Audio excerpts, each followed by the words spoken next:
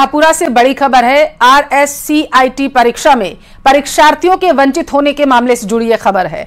गुस्साए जो परीक्षार्थी हैं वो धरने पर बैठ चुके हैं। प्रशासन के खिलाफ जमकर यहां पर नारेबाजी की जा रही। दोबारा परीक्षा कराने की मांग की जा रही है। बीजेपी नेता उपेंद्र यादव और डीएसपी उमेश निठारवाल मौके पर पहुंच चुके हैं। शाहपुरा स्थित एसडीएम कार्यालय के पास का यह मामला है, जहां पर धरने पर जो है परीक्षार्थी बैठे हुए हैं। नारेबाजी उनकी तरफ से की जा रही है। शाहपुरा का ये मामला बताया जा रहा है, जहां पर परीक्षार्थी बेहद ही नाराज हैं, परीक्षा को दोबारा कराने की मांग कर रहे हैं।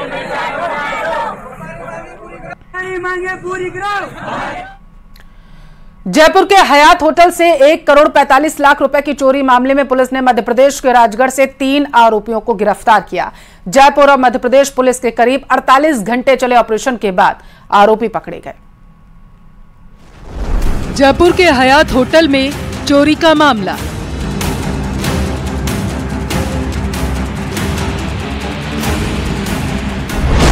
मध्य प्रदेश और राजस्थान पुलिस की संयुक्त कार्रवाई।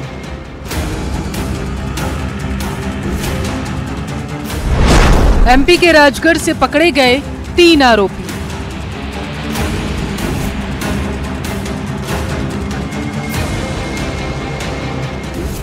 आठ अगस्त को मोहाना के हयात होटल में तेलंगाना की कारोबारी नरेश कुमार की बेटी की शादी से तकरीबन 1.5 करोड़ रुपए के गहने चोरी हुए। इस मामले में पुलिस ने 48 घंटे के अंदर ही 3 आरोपियों को धर दबोचा। पकड़े गए आरोपियों में एक नाबालिग भी शामिल है। जयपुर पुलिस और एमपी की राजगढ़ पुलिस ने संयुक्त रूप से इस ऑपरेशन को अंजाम दिया है। आरोपियों को पकड़ने के लिए 7 टीमें गठित की गई।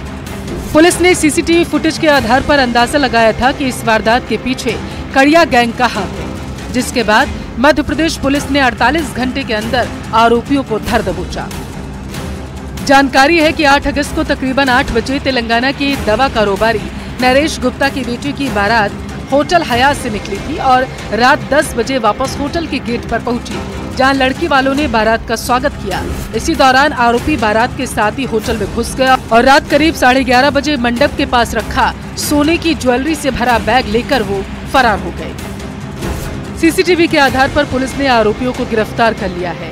डेस्टिनेशन वेडिंग के लिए जयपुर पहुंचे इस परिवार के लिए चोरी की वारदात होश उड़ाने वाली थी, लेकिन पुलिस ने जिस तरह से तत्परता दिखाते हुए आरोपियों को गिरफ्तार किया, उससे पीड़ित परिवार को बड़ी राहत मिली है।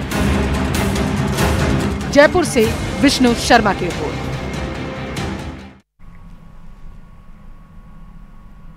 अजमेर से बड़ी खबर है। डिप्टी सीएम दिया कुमारी की सुरक्षा में चूक हुई है। बड़ी खबर आप तक पहुंचा रहे, जहां पर मीटिंग के बीच बताया जा रहा है कि एक युवक जो था वो अंदर घुस गया। बाहर बैठे पुलिस और अधिकारी कर्मचारी जो थे वो मुंह ताकते रह गए। मोबाइल चोरी की शिकायत लेकर अंदर युवक पहुंचा हुआ था। अंदर पहुंचने पर पुलिस कर्मियों ने हालांकि युवक को पकड़कर बाहर किया। तो बड़ी खबर आपके टेलीविजन स्क्रीन पर है। जानकारी यह है कि जिस शख्स को आप अपने टेलीविजन स्क्रीन पर अभी देख रहे हैं, यही वो शख्स है जो मोबाइल चोरी होने की शिकायत लेकर के पहुंचा हुआ था और वहां पर डिप्टी सीएम जो है वो मीटिंग ले रही थी, ऐसा बताया जा रहा है। और सुरक्षा में बड़ी चूक जो है वो मानी जा रही है। तो इस वक्त की बड़ी खबर आपके टेलीविजन स्क्रीन पर। हालांकि बताया जा रहा है कि जैसे ही बाहर बैठे अधिकारी कर्मचारियों को इस मामले की सूचना मिली, वो मौके पर पहुंचे और युवक को पकड़कर बाहर निकाला गया। ज्यादा जानकारी लेंगे संवाददाता अशोक हमारे साथ टेलीफोन लाइन पर जुड़ चुके हैं। अशोक, पता चला शख्स कौन था? जी बिल्कुल, ये युवक जो है बताया जा रहा है न्यारा गांव का हंसराज है, जो बस स्टैंड पर पहुंचा था, जिसका मोबाइल चोरी हो गया था। ऐसे में उसका ये कहना है कि वह जब थाने पहुंचा तो उसकी शिकायत नहीं ली गई और उसे रवाना कर दिया गया, जिसके कारण वह परेशान था। और उसको सूचना मिली कि कलेक्ट्रेट में मीटिंग है, जहां पर पुलिस भी मौजूद है और मंत्री खुद आई हुई है। तो वो तुरंत यहाँ पर आया और अंदर जब उसने यहाँ पर जब देखा माहौल, पुलिस सब आराम से बैठी है, तो वो तुरंत जो है गेट खोलकर अंदर घुस गया था। इस दौरान अंदर दिया कुमारी खुद डिप्टी सीएम थी और उसके अलावा जो केंद्रीय मंत्री हैं वो मौजूद थे, जल संसाधन मंत्री वो मौजूद थे और विधायक जो अलग अलग विधानसभा क्षेत्र के साथ साथ कलेक्टर, एसपी और तमाम प्रशासनिक अधिकारी मौजूद थे। ऐसे में सुरक्षा में चूक इसे कहा जा सकता है, क्योंकि भारी पुलिस जाब्ता जो है यहाँ पर मौजूद है। इसके बावजूद भी एक युवक आता है और सीधा गेट खोलकर अंदर घुस जाता है, उससे कोई पूछताछ नहीं की जाती। तो ऐसे में एक सुरक्षा में चूक यहाँ पर देखी जा सकती है। कल को कोई बड़ा हादसा भी इस दौरान जो है हो सकता था। फिलहाल उस युवक को जो है सिविल लाइन थाना पुलिस ने हिरासत में ले लिया है और उससे पूछताछ की जा रही है। इतनी बड़ी चूक क्यों हुई है, इसे लेकर भी चर्चा जरूर जो है अधिकारियों के बीच हो रही है।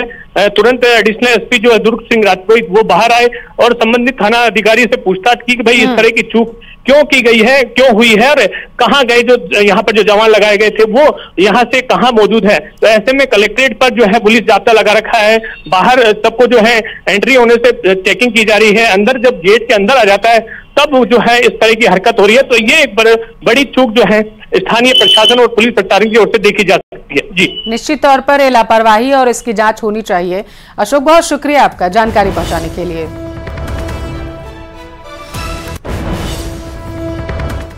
उदयपुर का रुख करते हैं, बड़ी खबर है। कोटड़ा के बिकरनी स्कूल में छात्रों ने ताला लगा दिया। अध्यापकों की कमी की वजह से ग्रामीण और जो छात्र हैं वो बेहद ही नाराज हैं। छात्रों के साथ अभिभावक और ग्रामीणों ने बाजार बंद भी कर दिया। उदयपुर कोटड़ा मार्ग को उन्होंने जाम कर दिया है। 5 अध्यापकों के भरोसे जानकारी है कि 670 बच्चों का भविष्य जो है वो दांव पर लगा हुआ है। पुलिस और प्रशासन के अधिकारी मौके पर पहुंचे हुए हैं, समझाने की कोशिश की जा रही है।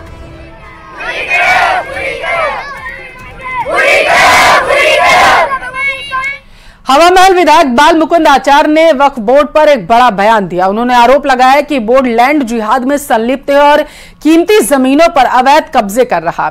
उन्होंने कहा है कि बोर्ड का मूल उद्देश्य जो है वो खत्म हो चुका है, ऐसे में संशोधन की इसमें जरूरत है।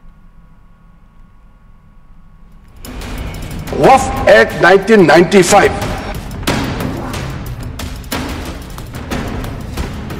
2013 में ऐसा प्रावधान डाला गया था जिसके वजह से आज ये अमेंडमेंट लेकर के हमको यहां सदन में आना पड़ रहा है। वक्फ बोर्ड पर बाल मुकुंद आचार्य का निशाना। वक्फ बोर्ड में लैंड जिहाद चल रहा है। बेशकीमती जमीनों पर बोर्ड कर रहा है कब्जा। कांग्रेस ने वक्फ कानून में कई कमी छोड़ी, इसमें संशोधन की सख्त जरूरत। केंद्र सरकार ने वक्फ बोर्डों को नियंत्रित करने वाले कानून में संशोधन से संबंधित अब विधेयक लोकसभा में पेश किया, जिस पर विपक्ष के हंगामे के बाद वक्फ संशोधन विधेयक के लिए जेपीसी गठित कर दी गई है। वहीं वक्फ बोर्ड को लेकर हवा महल विधायक बाल मुकुंद आचार्य ने वक्फ बोर्ड पर जम करके निशाना साधा है। जो पुराने कानून में कुछ विसंगतियां रही है, कुछ कमियां रही है, उसमें परिवर्तन की आवश्यकता है। ये लैंड जिहाद चल रहा है, जमीनों पर कब्जा करने का काम चल रहा है। आज पूरे भारतवर्ष में जहां देखे वहां हरे रंग का एक बोर्ड लिखा होता है वक्फ बोर्ड। तो वक्फ बोर्ड को इतनी क्या भूमि अतिक्रमण की आवश्यकता पड़ रही है कि चारों ओर ये वक्फ बोर्ड अपनी भूमियों का अतिक्रमण करता है। फिर एक देश एक कानून की हम बात कर रहे हैं, तो फिर यहाँ पर ऐसी क्या परिस्थितियां हैं कि इनका कोर्ट अलग होगा, नियम कायदे अलग होंगे और वहाँ का फैसला मान्य होगा। और ऐसा क्या कानून बना दिया कांग्रेस ने कि किसी की भी जमीन हो उसको नोटिस नहीं दिया जाता और वक्फ बोर्ड अपना बोर्ड लगा के कब्जा कर लेता है। तो इसमें परिवर्तन होने की आवश्यकता है, समय अनुरूप परिवर्तन परंपरा है। तो अगर कुछ कमियां कांग्रेस की तरफ से रही है तो उसे परिवर्तन होना ही चाहिए। इसके साथ ही उन्होंने कहा कि खुद उनकी विधानसभा में बहुत से मुस्लिम परिवारों को इस बोर्ड ने बेघर कर दिया। कांग्रेस ने यह बोर्ड बना करके बहुत बड़ी गलती की है, जबकि भारत में हिंदुओं को अपने आराध्य की पूजा अर्चना के लिए कोर्ट तक जाना पड़ रहा है। संविधान में एक देश एक नियम बने ताकि सभी लोग समानता से रह सके, इसलिए इसमें संशोधन की जरूरत है। हम सबको पता है कि देश का बंटवारा किस विषय पर हुआ था। जिसको जो जिधर जाना था उसने तय कर लिया था।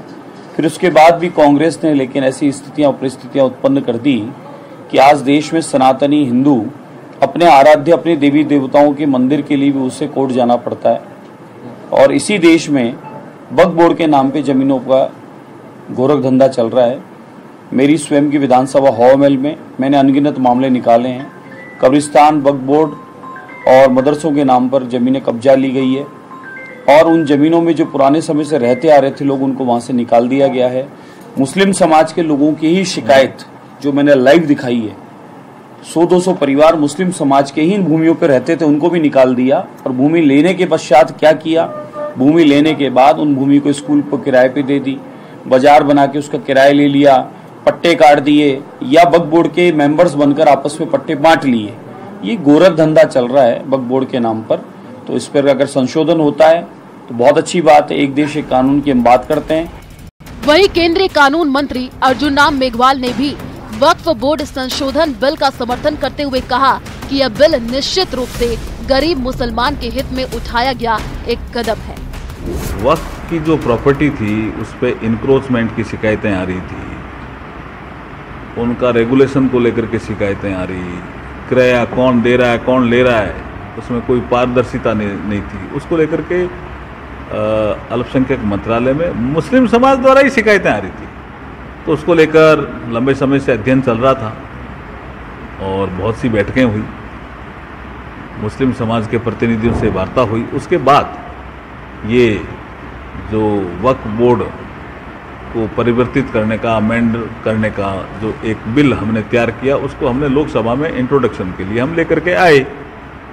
और जब इंट्रोडक्शन को लेकर के हम आए तो विपक्ष ने बहुत हंगामा किया।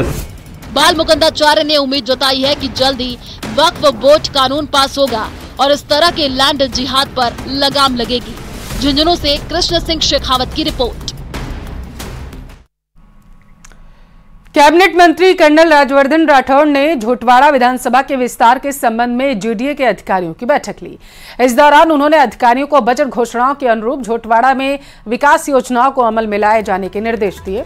कर्नल ने अधिकारियों से कहा है कि शहर के सुव्यवस्थित विकास के लिए हर संभव प्रयास किए जाएंगे। शहर में जन सुविधाओं के विस्तार, सुव्यवस्थित विकास के लिए सभी अधिकारी मिलकर काम करें। उन्होंने जनता की सुविधाओं का ख्याल रखते हुए समय पर और गुणवत्ता को ध्यान में रखते हुए विकास कार्य किए जाने के लिए निर्देशित किया।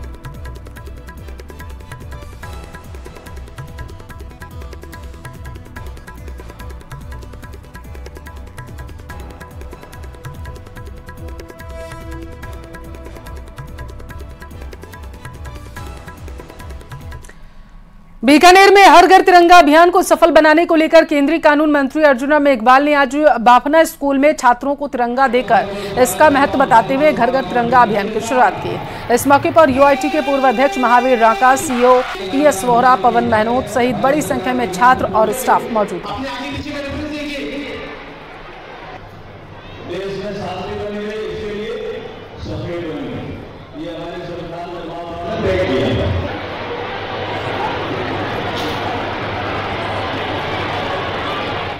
देश ने 75वें वर्ष में, अपने आज़ादी के 75 वर्ष में प्रवेश किया, तो आज़ादी का अमृत महोत्सव मनाया गया था। और उसका जब समापन हुआ तो एक अभियान चला था, हर घर तिरंगा अभियान। और उसी श्रृंखला में अब 15 अगस्त आ रहा है, तो हम 12, 13, 14 ये 3 दिन पूरे देश में हर देशवासी से ये अपील करेंगे कि वो अपने घर पर तिरंगा फहराए।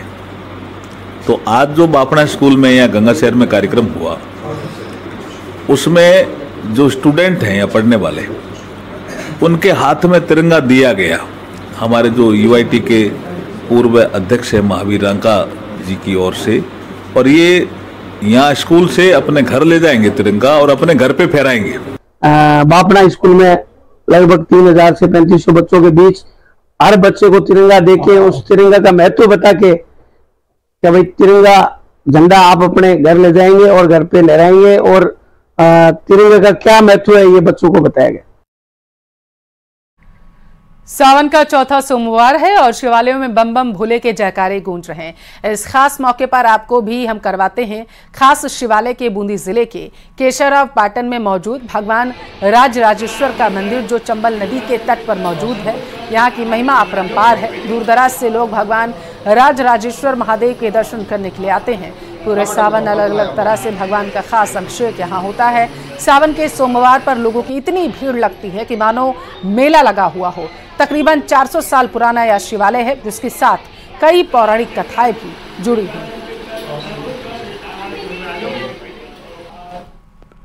सावन में बम बम भोले और सावन के सोमवार पर शिवालयों में भक्तों की भीड़ उमड़ी है। तो अलग अलग शिवालयों में भव्य आयोजन भगवान भोलेनाथ के दरबार में हो रहे हैं। और सावन के चौथे सोमवार के मौके पर आपको खास शिवालय लेकर के आए हैं, जहां की महिमा अपरंपार है, जहां की मान्यता खास है। चंबल नदी के तट पर, मां चरमण्यमती के तट पर बाबा भोलेनाथ का खास स्थान है राज राजेश्वर मंदिर। और खास तस्वीर, खास यहाँ की मान्यता और करीब करीब 400 साल पुराना ये शिवालय, जहां दूर दूर से भक्त भगवान भोलेनाथ के दरबार में हाजिरी लगाने के लिए आते हैं, भगवान भोलेनाथ के दर्शन के लिए आते हैं।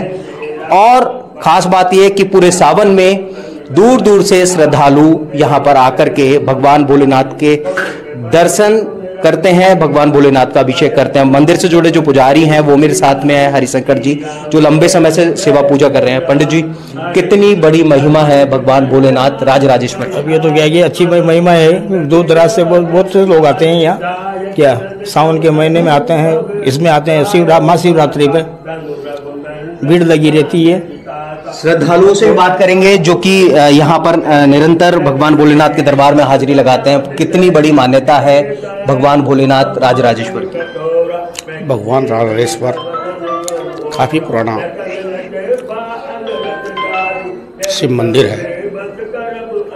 यहाँ पर मैं नियमित रूप से सावन के महीने में आता हूँ, वैसे तो डेली भी आता हूँ, सावन के महीने में यहाँ पर 24 घंटे की रामायण चलती है, पूरे सावन के महीने चलती है। और केशवरायपाटन के और आसपास के कोटा आसपास के क्षेत्र के सभी लोग यहाँ पर नियमित दर्शन करने के लिए आते हैं। और भगवान की जो मूर्ति है, जो श्रृंगार है, अपने आप में इस सब में 9 देवियाँ बनी हुई हैं, इसके अंदर नाग देवता बने हुए हैं, इसके अंदर ये अद्भुत मूर्ति है, अद्भुत भगवान का श्रृंगार होता है। तो सावन का महीना, अद्भुत ये प्रतिमा है, 9 देवियां इस शिवलिंग पर है। इसके साथ में खास इसकी मान्यता, और पूरे सावन के महीने में भगवान भोलेनाथ के इस दरबार में लोग दूर से खींचे चले आते हैं।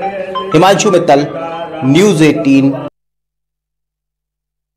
आज सावन का चौथा सोमवार है। राजधानी के झारखंड महादेव मंदिर में बताया जा रहा है कि हजारों की संख्या में भक्त पहुंचे हुए हैं। तो झारखंड मंदिर में बड़ी संख्या में लोग यहां पर पहुंचे हुए हैं। जयपुर से ये तस्वीरें आप देख रहे हैं जहां पर महादेव का अभिषेक करने के लिए बड़ी संख्या में भक्तों का तांता लगा है। सावन का चौथा सोमवार आज है, ऐसे में राजधानी के प्रमुख मंदिर झारखंड महादेव में इस वक्त मैं मौजूद हूँ, जहाँ तस्वीरों के जरिए आपको दिखाऊंगी कि कितनी बड़ी संख्या में शिवालयों में आज भक्त उमड़े हैं। और अब सावन के चौथे सोमवार को सेलिब्रेट किया जा रहा है, जलाभिषेक किए जा रहे हैं, रुद्राभिषेक के आयोजन आज किए जा रहे हैं, बेलपत्र दूध से शिव जी का अभिषेक किया जा रहा है। और जिस मंदिर में मैं मौजूद हूँ वो मंदिर अपनी साउथ शैली के लिए जाना जाता है। ये मंदिर का निर्माण साउथ शैली में किया गया है और राजस्थान का एकमात्र मंदिर है और राजधानी के बीचों बीच ये मंदिर बसता है। ऐसे में चारों दिशाओं से लोग यहाँ पर पहुंचते हैं और हजारों की संख्या में यहाँ पर खासतौर पर सोमवार और सावन माह में भीड़ देखी जाती है। और ये जो शिवालय आपको दिखाई दे रहा है वो स्वयंभू शिवालय, खुद से प्रकट यहाँ पर कहा जाता है कि शिव जी हुए थे, तभी से भक्तों की आस्था और चमत्कार मंदिर का बना हुआ है। कोई भी यहाँ पूरी श्रद्धा और भक्ति भाव से आता है तो हम बोले उसकी पूरी मनोकामना पूरी करते हैं। मंदिर के पंडित जी मेरे साथ मौजूद है, उनसे हम जानेंगे आज क्या पूरे दिन मुहूर्त रहने वाला है, क्या मंदिर में विशेष आयोजन किए जा रहे हैं। हर हर महादेव, जय झारखंड। आज सावन का चौथा सोमवार है और चौथा सोमवार होने के साथ साथ जो है आज दो योग बनते हैं, एक तो शुक्ल योग और एक ब्रह्म योग है। आज दोनों योग बनने के साथ साथ में जो आज का दिन है जो एकदम पावन पर्व दिन बन जाता है। और आज के दिन जो भी भक्त पंचामृत से पंचोपचार से जो पूजा करेगा उसकी सभी मनोकामनाएं हैं जो है शंकर भगवान पूर्ण करेंगे। जी, क्या मंदिर में विशेष आयोजन आज किया जाए? जी, आज शाम को जो है सावन का चौथा सोमवार होने के कारण आज के दिन शाम को भजन संध्या का प्रोग्राम रात्रि 8 बजे से बाबा के मंदिर प्रांगण में रखा गया है। जी, देखिए मंदिर में भी विशेष आयोजन किए जा रहे हैं। मैम से जानना चाहेंगे, मैम सावन का सोमवार अब व्रत रख रही है, कैसे सावन आपने सेलिब्रेट किया? सावन मेरा फेवरेट मंथ है, इसमें मेरे को महादेव के पास और करीब जाने का मौका मिलता है। और मैं फास्ट रखती हूँ, जरूरी नहीं है फास्ट रखना, बट मेरा मन होता है तो मैं रखती हूँ फास्ट। और महादेव के पास जाने का मेरे को इतना अच्छा लगता है कि मेरे को ये सावन का इतना बेसब्री से वेट होता है कि मैं बता नहीं सकती। क्या कहना चाहेंगी मैम, कैसे सेलिब्रेट? महादेव बाबा में इतना विश्वास है, झारखंड महादेव बाबा में जो मन्नत अभी तक मानी है हमेशा पूरी होती है। अब भी बाबा मेरी मन्नत पूरी करेंगे और मैं सोमवार सावन के सोमवार बाबा के दर्शन करने आती हूँ। बाबा क्या कहना चाहेंगी मैम, कैसे सावन सेलिब्रेट कर रही है? बहुत अच्छे से, बहुत अच्छी बारिश हो रही है और भोलेनाथ की बहुत अच्छी कृपा है। ठंडी हो रही है पूरी, पहले गर्मी थी लेकिन अब पूरी अच्छी ठंड से हो रही है और भोलेनाथ की बहुत हमारे ऊपर आशीर्वाद है। हम क्या सभी भक्तों का आशीर्वाद है।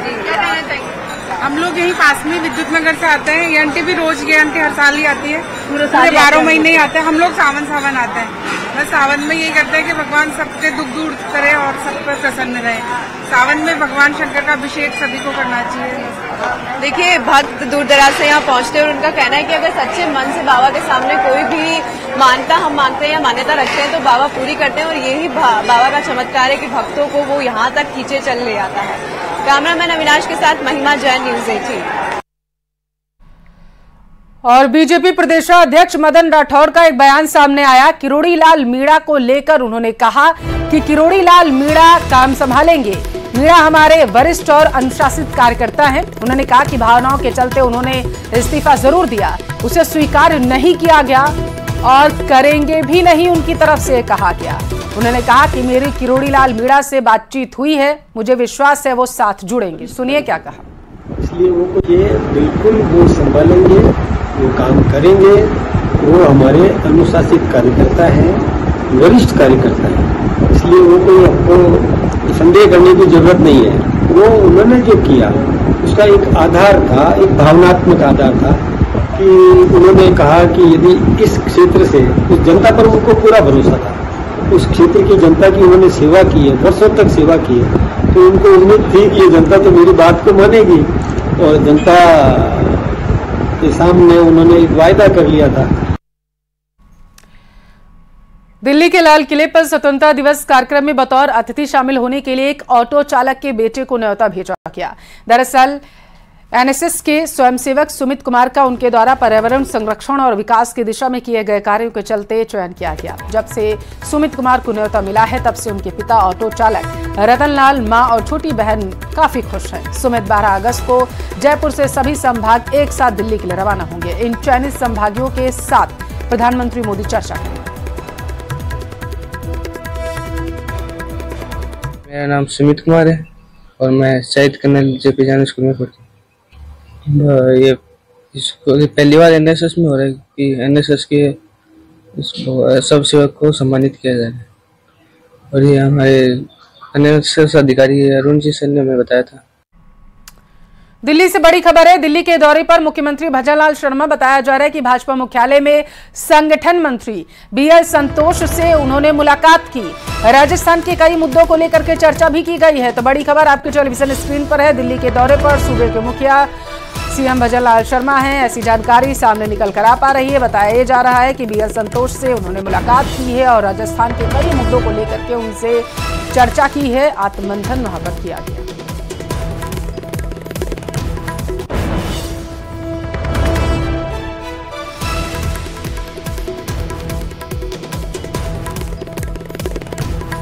दिल्ली के दौरे पर राजस्थान के मुख्यमंत्री सीएम भजनलाल शर्मा हैं और बताया जा रहा है कि जब वो दिल्ली पहुंचे तो वहां पर उनकी मुलाकात जो है संगठन मंत्री बीएल संतोष से हुई है। कई मुद्दों को लेकर के चर्चा हुई है।